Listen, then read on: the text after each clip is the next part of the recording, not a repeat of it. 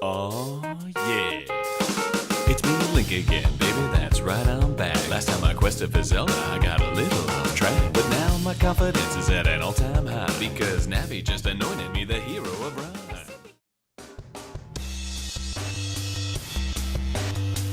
I hate to start a new season negatively, but I really want to talk about this show.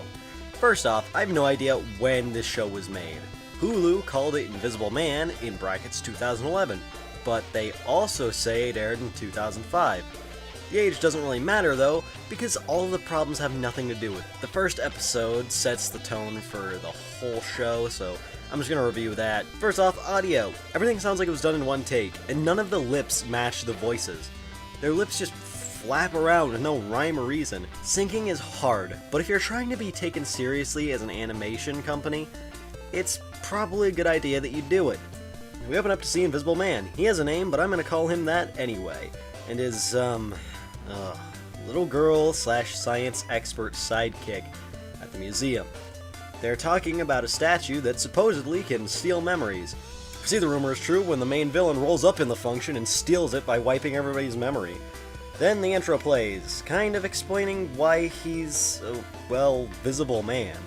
Basically, he wears a mask and gloves made to look like him, even though there's a clip in the same intro of his hand going invisible. Not the glove falling off, just his hand going invisible. They do, however, keep the iconic trench coat, as we see him wear on a stealth mission. Why would you do that when you could not wear it and be fucking invisible? It would even be easier to animate. He then gets caught, surprisingly enough, and has his memory stolen by the villain. Keep in mind that this has worked 2 times and will again later. It'll be important, trust me. He wakes up under a bridge, not knowing who he is. Cut to his roommate, Parachute Pants McGillicuddy, talking to a racist depiction of an Asian guy. The man is a mystic, aka a con artist, who sells Pants Guy a device to talk to ghosts. He's the hippie mumbo-jumbo character of the show, his voice is annoying and everybody'd be better off without him. The most useful thing he does is almost get killed. Invisible Man saves him, and now Pants thinks he's his guardian angel, and that the device is helping them communicate.